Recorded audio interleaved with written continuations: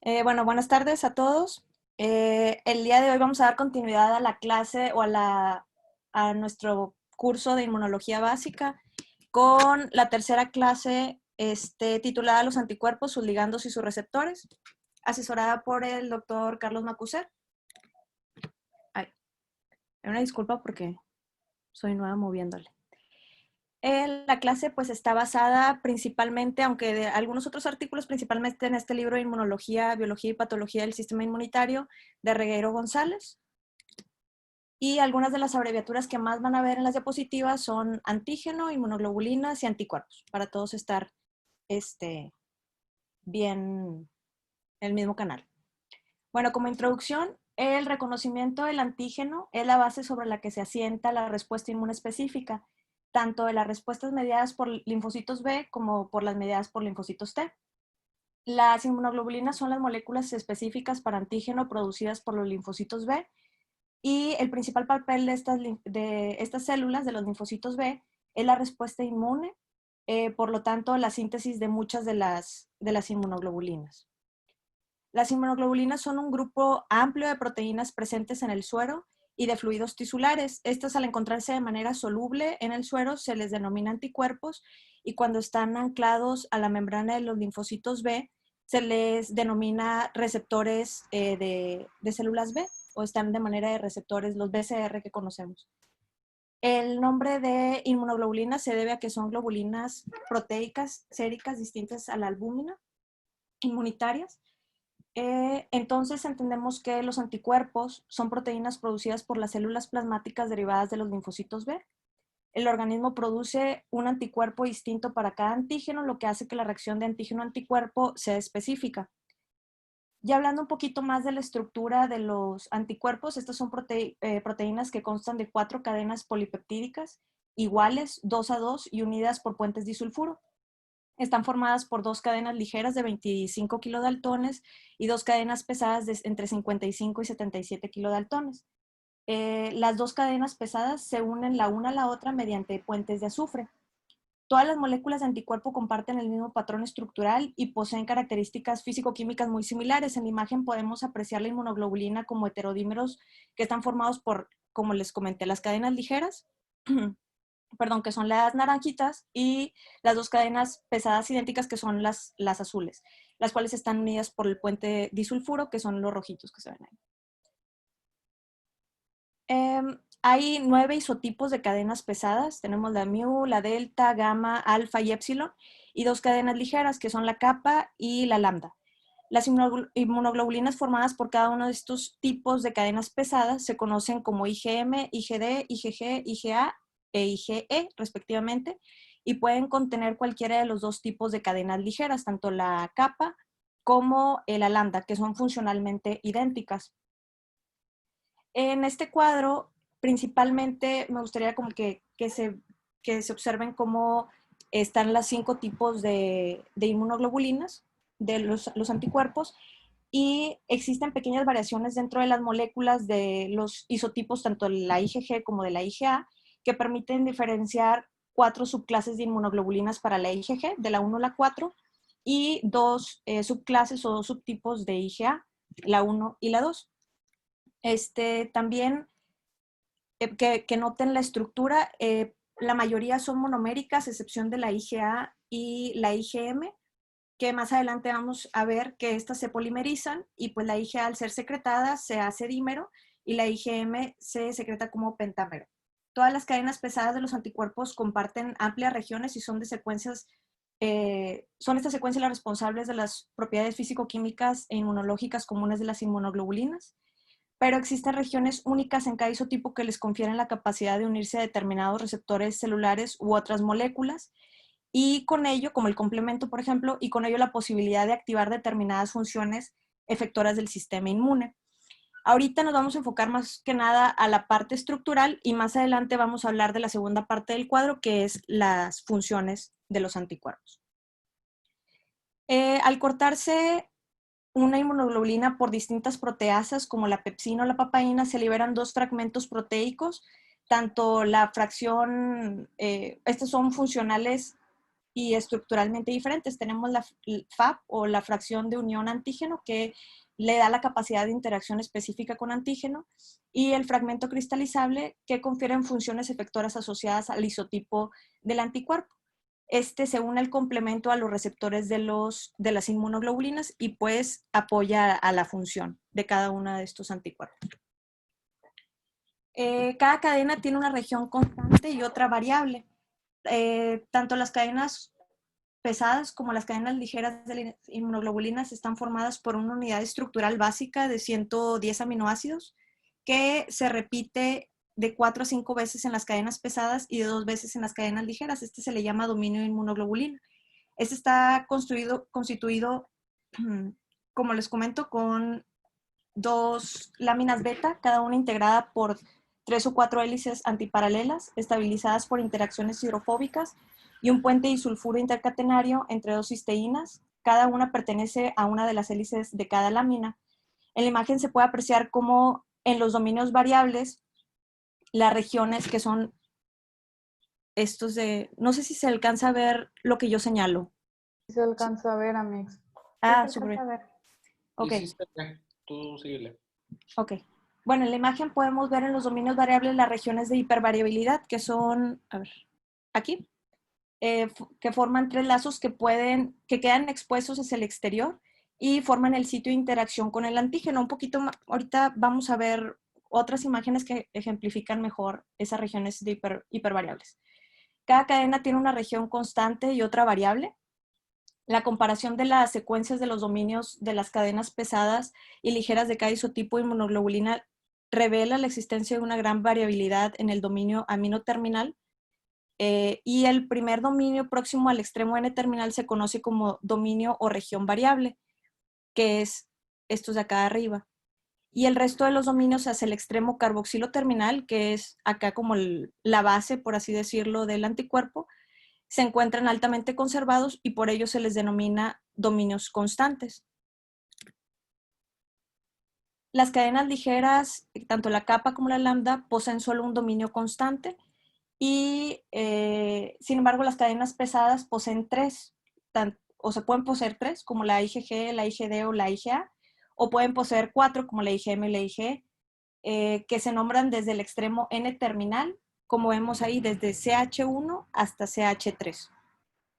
En la imagen se ve los dominios N-terminal, son variables, aquí los que vemos en rojo, y los dominios constantes son los que vemos en verde. Las cadenas ligeras están formadas por un dominio variable, el que dice VL, y uno constante que dice CL. Ay, es que no se ve la flechita, discúlpenme. Es este. VL y CL son los que forman el dominio variable. Y la cadena pesada de una IG, este es el caso de una IgG, está formada por una variable y 3 constantes, las cadenas pesadas, que sería estos y 2 para abajo. En esta parte, bueno, nada más como dato, en lo que es el dominio V, tiene la letra L por la denominación en inglés light, y el H va de G, que vendría siendo la pesada. Y como se va denominando el CH1, 2, 3, 4 del próximo, o sea, de la parte que tiene contacto con el epítopo, que es la parte variable de arriba, hacia abajo. Entonces se va denominando 1, 2, 3, 4, pero es más que nada por eso, por la proximidad. La proximidad, ajá, exacto, hacia el epítopo. Y otra cosa importante, Pau, el puente sulfuro no es solamente las cadenas rojas, sino también, más bien, es esa pequeña línea negra, son los puentes de sulfuro, lo que va a unir a las cadenas pesadas con las cadenas ligeras y ambas cadenas pesadas.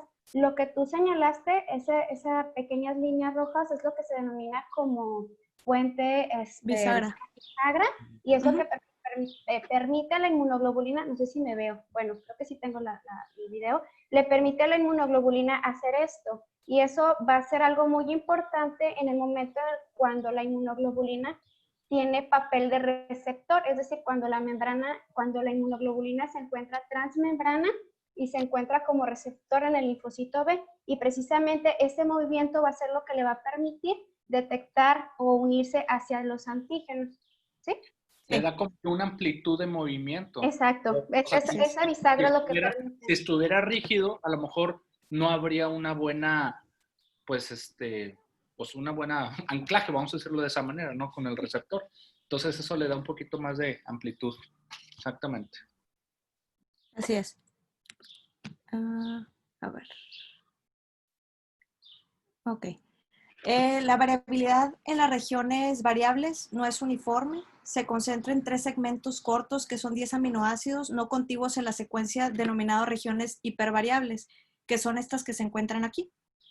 Son de suma importancia ya que son las que se unen o se ponen en contacto con el antígeno. Estas se encuentran en los libros como CDR por sus siglas en inglés y tenemos la CR1, 2 y 3.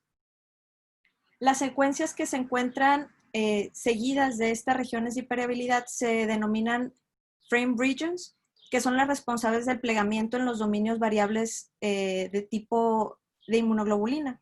Cuando las cadenas se pliegan en el espacio, las regiones CDR se aproximan, proyectándose hacia el exterior de la molécula y generando la superficie de interacción con el antígeno, que son estas que vemos aquí. En algunas inmunoglobulinas como la IgA, la IgD y la IgG existe una región entre el primer y segundo dominio constante de las cadenas pesadas que, como mencionó Nati, son la región flexible o la región bisagra, que es esta que vemos aquí. Esta, pues, como lo mencionaron, confiere la flexibilidad de la inmunoglobulina entre estas dos regiones y permite usar más de un sitio de unión al antígeno, lo que refuerza esta unión antígeno-anticuerpo. Es importante también mencionar que la especificidad de la inmunoglobulina por el antígeno radica sobre todo en la región variable, que fue esta que vemos acá arriba, pero muchas de sus funciones dependen sobre todo de la región constante. Los diferentes isotipos de inmunoglobulina se pueden encontrar anclados a la membrana de los linfocitos B o pueden estar secretados al suero o fluidos tisulares. Cuando están anclados en la membrana se encuentran siempre en forma monomérica, como les había mencionado. Sin embargo, cuando estos ya son secretados, por ejemplo, en el caso de la IgM o la IgA, estos se polimerizan. La IgM en plasma forman los pentámeros y la IgA en las secreciones forman dímeros. Esta formación de polímeros se produce por la asociación de una proteína denominada cadena J, que mediante puentes disulfuro con los extremos carboxilo terminal, que como les dije es como la base del anticuerpo, es esta parte aquí o acá, le dan la cadena, o sea, se une a la cadena pesada correspondiente y es la que une a cada uno de los anticuerpos. Y aquí pues podemos ver en la imagen A, la estructura pentamérica de la IgM humana y en la figura B podemos ver la estructura dimérica de la IgA. Hablando un poquito de los receptores para las moléculas de la IgA, de las inmunoglobulinas, los receptores para las inmunoglobulinas son proteínas de membrana con capacidad para transmitir señales intracelulares. Distintos leucocitos o incluso plaquetas expresan en su membrana receptores específicos de isotipo para las inmunoglobulinas que se unen a ellos a través de su extremo carboxilo terminal o la región FC. Por esta razón se llaman receptores para FC o así se abrevia FCR. Si reconocen estos receptores a la IgE, se les pone una letra gamma entre FC, gamma, R. Si reconocen a una IgE, se le pone un épsilon. Y a medida que se han ido describiendo estos receptores, pues se les va agregando un número romano. En la siguiente tabla podemos ver algunos de los receptores más importantes o de los que se han descrito. La mayoría de estos receptores solo se unen a la inmunoglobulina cuando están unidos al antígeno, ya que sufren un cambio conformacional en las regiones FC que lo permiten. La respuesta que se desencadena por la unión de la molécula al antígeno depende del isotipo de inmunoglobulina reconocido y del tipo celular que expresa el receptor. En todo caso, es necesario el entrecruzamiento de los receptores para que pueda iniciar estos procesos de señalización, como lo explicó ahorita Nati. Se sabe que la respuesta inducida por medio del receptor para IgG, para inmunoglobulinas, son variables. Entre ellas, como vemos en la tabla, dentro de las funciones se encuentra la endocitosis, si estos se encuentran sobre todo en los fagocitos, o la exocitosis, por ejemplo, si se encuentran en las células natural killer, y la inhibición. Más adelante vamos, como quiero, andar un poquito más en las funciones, pero esos son dentro de los receptores más importantes. Es importante, bueno, las inmunoglobulinas reconocen antígenos en estado nativo y lo hacen más manejable. La función principal de los anticuerpos es unirse de forma específica a un determinado antígeno y facilitar su eliminación.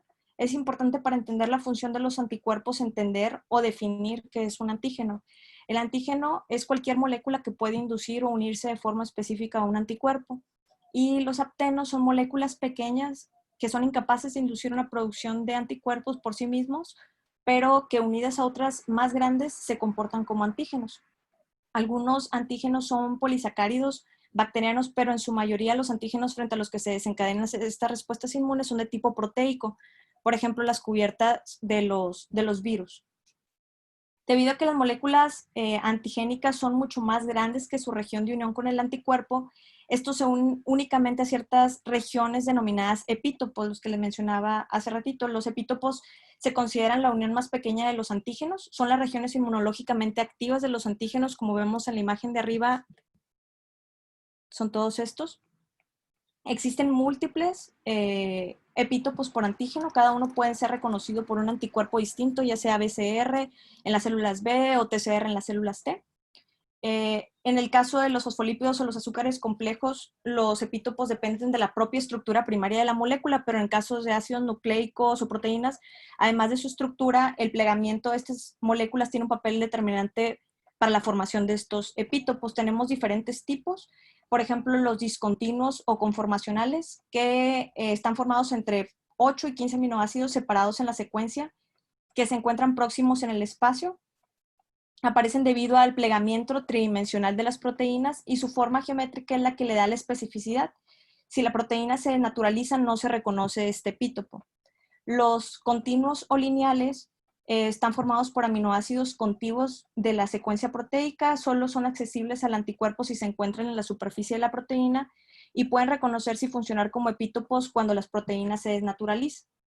Y los neoantígenos son originados por modificaciones como fosforilación y proteólisis de los antígenos originales. En una molécula hay epítopos tanto para los linfocitos B como para los linfocitos T, que son diferentes. Los epítopos para los linfocitos B suelen ser externos a la molécula y los linfocitos T suelen ser internos y aparecen cuando la molécula es procesada. Y es importante señalar que el número de veces que un mismo epítopo se repite en una molécula se le considera la valencia antigénica. Las zonas... Una cosa, nada más algo, bueno, sí, que claro. yo considero que es importante, es que, bueno, realmente el antígeno va a ser cualquier molécula que sea capaz de desencadenar respuesta inmunológica.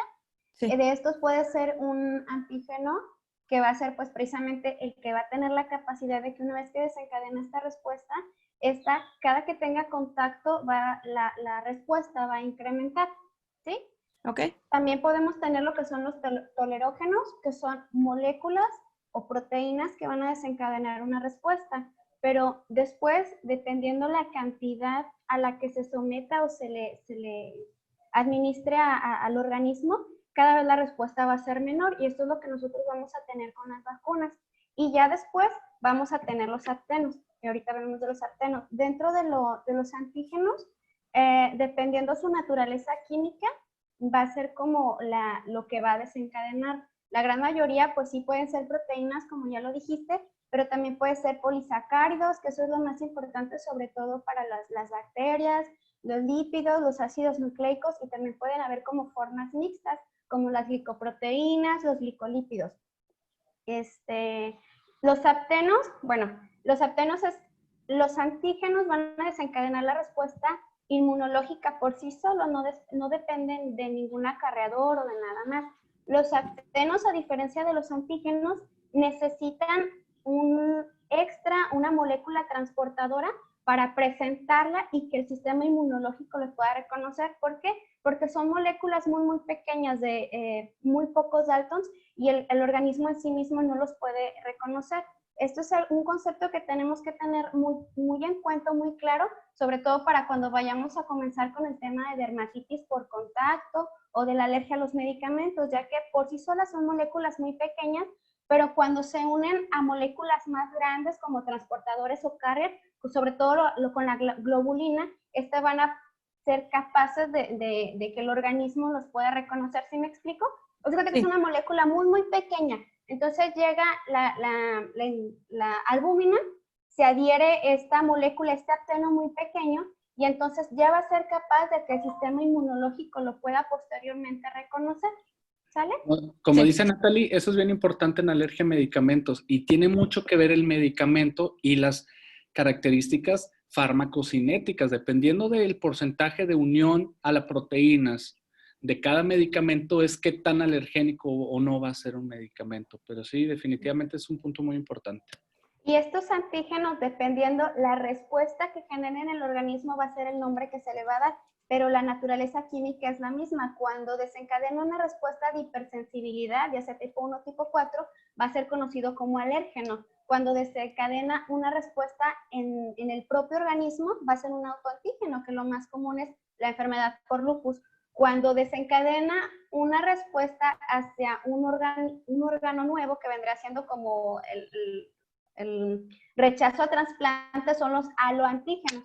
Y cuando son moléculas sencillas que tienen la capacidad de desencadenar una respuesta inmunológica de forma importante y exagerada, se puede considerar un superantígeno, que son aquellos antígenos de lípidos bacterianos que son capaces de desencadenar o de activar más de la cantidad normal de leucocitos, que esto lo vamos a ver sobre todo, lo van a ver ustedes con las infecciones por Staph aureus en los pacientes con dermatitis atópica, que este es el principal problema, cuando tienen infecciones por estos Staph, que pueden desencadenar una respuesta que vendría siendo normal, pero en ellos va a ser exagerada. ¿Sí?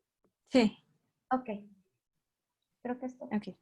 Y otra cosa muy, perdóname. No, no pasa nada. Está muy bien. Sí, gracias. ¿Te puedes regresar una antes, porfa, donde hablas de los, claro, epítopos? Es muy importante que ustedes identifiquen los epítopos lineales de los conformacionales. ¿Por qué? Porque van a tener en muchas ocasiones que el paciente va a reaccionar frente a algunos alimentos, sobre todo en el síndrome de alergia oral. Cuando consumen estos alimentos, van a estar en contacto con el epítopo de cierta estructura o con cierta estructura. Y al momento, y por eso los pacientes desencadenan los síntomas solamente a nivel oral. Pero una vez que este antígeno llega a tener contacto con enzimas a nivel gástrico o que ese mismo alimento lo hierve, el paciente pierde los síntomas o pierde la alergia. ¿Esto es por qué? Bueno, porque al epítopo al cual el paciente era alérgico es un epítopo de tipo conformacional, en la gran mayoría de estos pacientes conformacional, que en el momento en el que tú degradas o destruyes estas uniones, pues va a dejar de presentar los síntomas. En los pacientes alérgicos, los que presentan síntomas o alergia hacia epítopos lineales son los que perduran más, ¿sí, verdad, doctor? Y los que presentan alergia o reacción ante los epítopos conformacionales es a los que tienen una menor unión, ¿cierto? Sí, definitivamente. Y tiene mucho que ver eso, lo de qué tanto degradación tiene esa misma proteína. Entonces, a excepción nada más de casi todos cuando se someten a calor, cambia esa configuración, a excepción del cacahuate, que el cacahuate, cuando lo pones a tostar, lo pones caliente, aumenta su alergenicidad. Pero sí, definitivamente esa conformación, o más bien el tipo de epítopo es bien importante. Por eso clínicamente se traduce en eso, que el paciente no tiene síntomas cuando se procesa de diferente manera el alimento. Pero sí, no, totalmente. Muy bien tus comentarios. Sí, gracias. Ok. Ok. Bueno, continuando, esto es más o menos lo que les había explicado. La zona de interacción del anticuerpo con el antígeno se encuentra dentro de su región variable, la región hipervariable, como vimos en las imágenes previas. Esta región de la inmunoglobulina forma los lazos con los CDRs que quedan expuestos en la superficie molecular y que permiten al anticuerpo interaccionar con el epítopo del antígeno. La que tiene mayor superficie de contacto es el CDR3. Es la secuencia de aminoácidos de la región hipervariable la responsable de darle especificidad de unión al anticuerpo. En la interacción antígeno-anticuerpo intervienen diversas fuerzas no covalentes que dependen en gran medida de la distancia de los grupos que interaccionan. Estas fuerzas se conocen como afinidad de unión debido a la suma de todas las fuerzas y de atracción y de repulsión.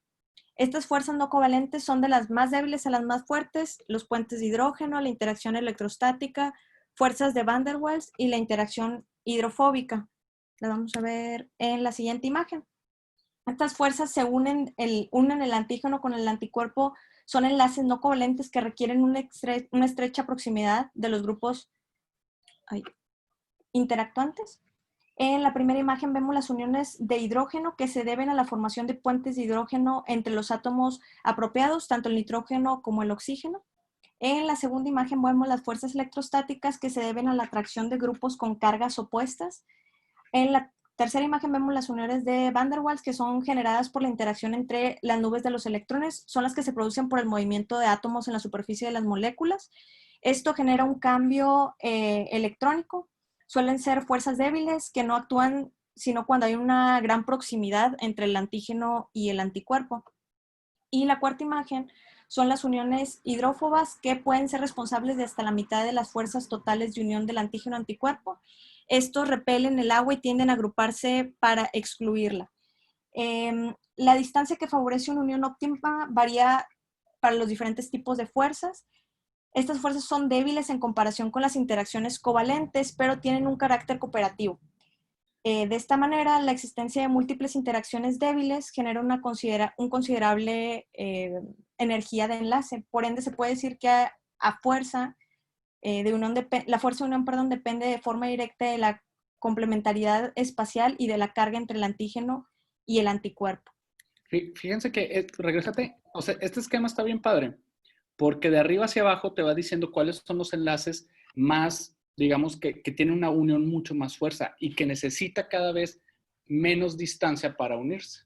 Sí. Pero fíjense cómo los de arriba, que son los covalentes, en donde se comparten electrones entre ellos, pues digamos que ahí es, o sea, la fuerza es un poco más, o sea, es una unión mucho más estable y no necesitas que esté tan pegado para que se pueda unir.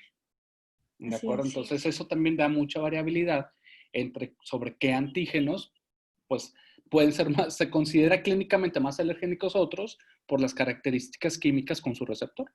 ¿Okay? Entonces nada más para que lo tengan entendido de cuáles son las más potentes en unión y cuáles son las más laxas, ¿no? Está muy bien. A ver. Los distintos isotipos de inmunoglobulinas tienen distintas funciones biológicas. Aunque la especificidad del anticuerpo por el antígeno se encuentra a nivel de su región variable, es la región constante de cada isotipo la que indica al sistema inmune qué se va a hacer o prácticamente la función de este anticuerpo, perdón. De este modo, los anticuerpos con la misma especificidad, pero con un isotipo distinto, pueden encontrarse implicados en la activación de funciones efectoras diferentes. Ahora, ya regresando a esta imagen, pero ahora enfocándonos un poquito más en la función, existen 5 clases de inmunoglobulinas, como ya vimos. Varios factores determinan qué clase de inmunoglobulina se debe sintetizar en respuesta a la presencia de un antígeno. Por ejemplo, los lipopolisacáridos generan IgM, en tanto que los alérgenos inducen la producción de IgE, como ya sabemos. También influyen diversas citocinas, por ejemplo, la interleucina 4 ayuda a la producción de IgG1 o IgE y la interleucina 5 a la producción de IgM o IgA, y el interferón gamma se ha visto que está relacionado o ayuda a la producción de IgG2. Como vemos aquí en la imagen, los diferentes tipos de inmunoglobulina tienen distintas funciones. Algunos tienen de todas, pero fuertemente se asocian. Por ejemplo, la C quiere decir la activación del complemento, la N quiere decir la neutralización de patógenos y, bueno, como ya vimos, los receptores. Esta unión a estos receptores inducen, ya sea si se encuentran en los fagocitos endocitosis o si se encuentran en las células natural killer o en los mastocitos eosinófilos, inducen exocitosis. Entonces, pues vemos también en las imágenes las inmunoglobulinas, por ejemplo, la IgG, que se encuentra en mayor proporción en el suero, en un 75%, es la que tenemos más. posteriormente la IgA en un 10, un 15%, la IgM en un 10% y la IgA y la IgD en un menos de un 1%. La estructura que ya les comentaba, que la mayoría están monomérica y la IgA y la IgM se polimerizan. De la IgA, principalmente su función principal está en la inmunidad de las mucosas y dentro de sus funciones la más importante es la neutralización. De la IgE realmente no está muy bien descrito, es prácticamente desconocida. La IgE sobre todo se relaciona a respuesta a parásitos y esta se encuentra, y también la exocitosis, perdón. De la IgE, protege el comportamiento tisular, se encuentra en la respuesta, se encarga de la respuesta secundaria a patógenos y también está relacionada, como vamos a ver un poquito más adelante, a la inmunidad neonatal. Y la IgM es la respuesta primaria a patógenos, protege el torrente sanguíneo y esta se encarga, o dentro de sus principales actividades biológicas, está la activación del complemento. Ahora, platicando un poquito de estas funciones biológicas, el sistema del complemento es un mecanismo innato de defensa del organismo que medía mucho los efectos inflamatorios y de la lisis de los patógenos de la respuesta inmunohumoral con la finalidad de incrementar la inflamación y la fagocitosis. Los anticuerpos de tipo IgG e IgM, pero también la IgA, inducen su activación por la vía clásica a la que presentan su especificidad. Estos isotipos son capaces también de recubrir físicamente el patógeno y obviamente un virus neutralizado pues difícilmente puede infectar las células. Entonces, por ende, es que los anticuerpos reaccionan con toxinas o partículas virales para impedir su fijación a membrana celular. Es una neutralización. El proceso de fagocitosis supone la ingestión de antígenos por la célula efectora y su posterior degradación en el interior de esta. La fagocitosis se expresa en su membrana receptores de IgA, los fagocitos, perdón, e IgA e IgG. Y estas inmunoglobulinas recubren la superficie del antígeno para el que son específicos, actuando como potenciadores de la fagocitosis, lo que se le conoce como acción de opsonización. La citólisis no es un mecanismo exclusivo de los linfocitos T, sino que otras células blanco, también como los neutrófilos, eosinófilos, los fagocitos mononucleares o los natural killer, como los vimos en la clase pasada, pueden destruir distintos tipos celulares. La citólisis requiere un recubrimiento previo de superficie por inmunoglobulinas en un proceso similar a la opsonización, que termina con la destrucción de la célula. Pueden participar anticuerpos de tipo IgG, que estos son la mayoría de los casos, o de tipo IgE cuando la célula efectora es un eosinófilo. Este mecanismo de lisis celular se conoce como citólisis celular dependiente de anticuerpos. La inflamación mediada por basófilos y mastocitos es también dependiente de IgE, a veces de IgG, para el cual existen receptores en la superficie de dichas células. La inmunidad de la mucosa está mediada por moléculas IgA, ya que solo los anticuerpos de este tipo pueden ser transportados a través de la mucosa. El transporte de la IgA hacia el exterior de la mucosa es responsabilidad de un receptor de inmunoglobulina especializado, poli-IgR, que carga polímeros de IgA en medio interno y los descarga en el exterior, estabilizados con su propio fragmento extracelular que pasa a llamarse componente secretor. Este componente secretor va a ayudar a la inmunoglobulina a que se retenga en el moco, o sea, evita su degradación enzimática para el transporte de la IgA. Para el transporte de esta IgA la polimerización es imprescindible. Como ya les comenté, pues esta se hace dímer y por ello en las secreciones de la IgA siempre la vamos a encontrar de esa forma. La inmunidad prenatal y neonatal es conferida por moléculas de IgG que son capaces de atravesar la placenta. El transporte de la IgG depende de un receptor neonatal para la fracción cristalizable denominado FeRN, que carga la IgG al pH ácido del intestino y lo descarga en el medio interno. Las IgG están además implicadas en procesos de autoinhibición de la respuesta inmune a través de los receptores gamma tipo 2 de los linfocitos B y de los mastocitos. Y la IgD no parece tener una función que les dé a reconocer antígenos desde la membrana de los linfocitos. Como conclusiones, las moléculas de inmunoglobulina producidas por las células B son las responsables humorales de la inmunidad específica. Pueden encontrarse solubles o que son los anticuerpos o ancladas a la membrana como receptores de células B, ambas con un patrón estructural constante, como ya vimos. En cada cadena de las inmunoglobulinas es posible distinguir dos zonas, tanto la región variable, que es la que se encuentra con interacción con el antígeno y que les confiere su especificidad, y la región constante con funciones efectoras del anticuerpo.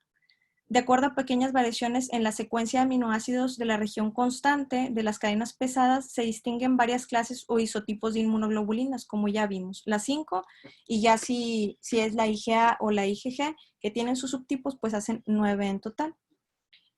Las inmunoglobulinas pueden secretarse como una proteína soluble o que puede introducirse a la membrana, donde pueden formar parte de un complejo de señalización celular.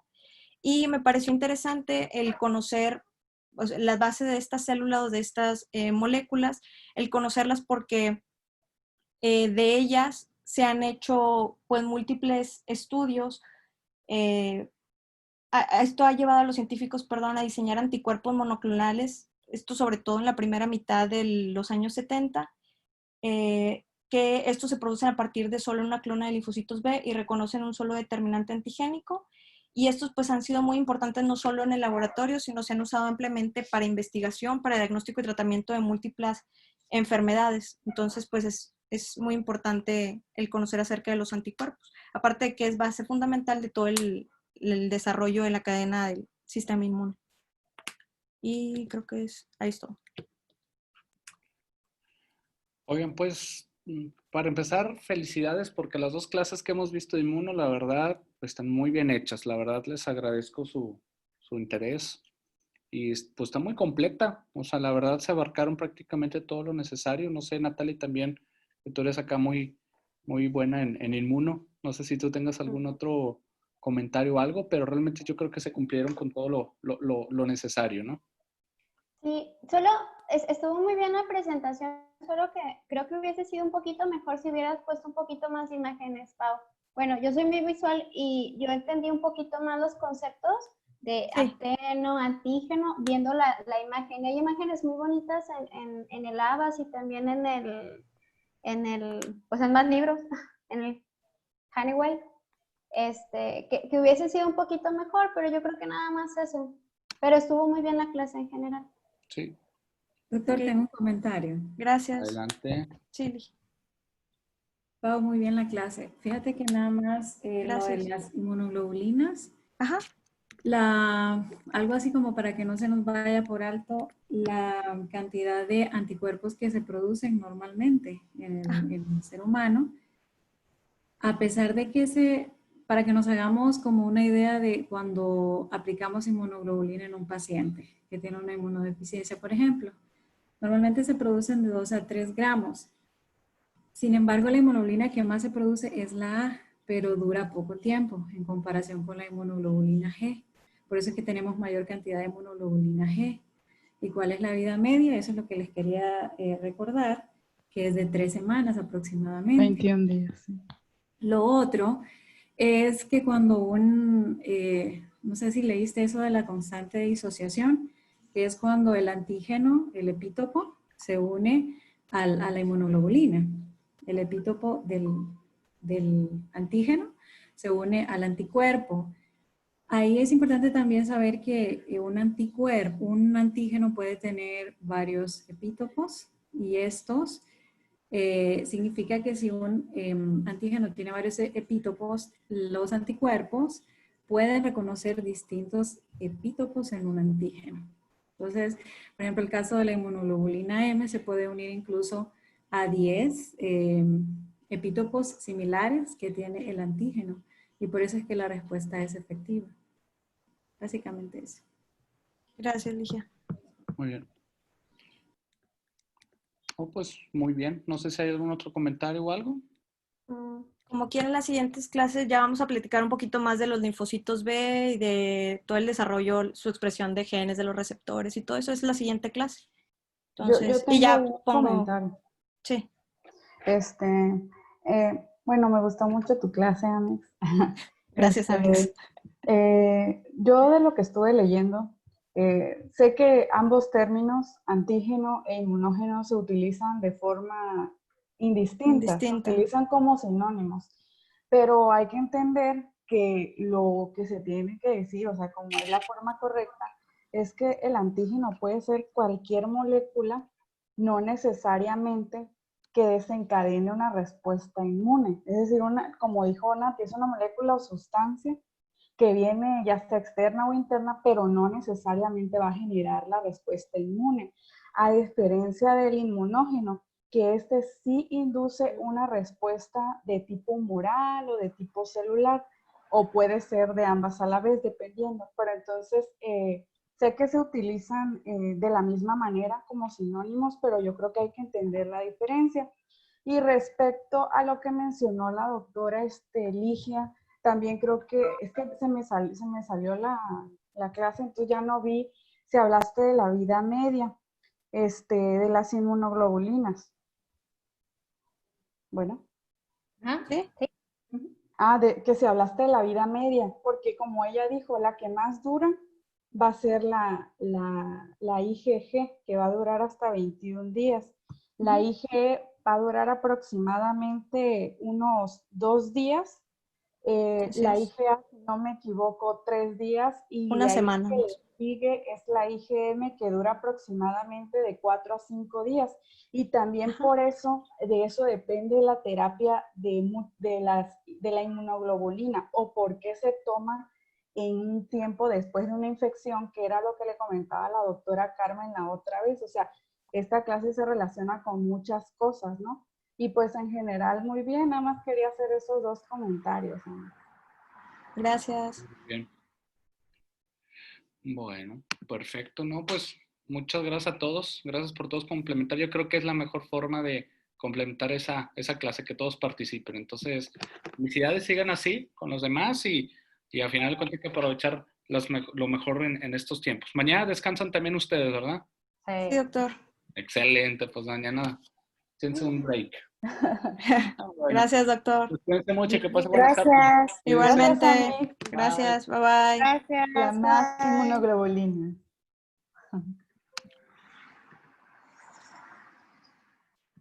Siguen ahí.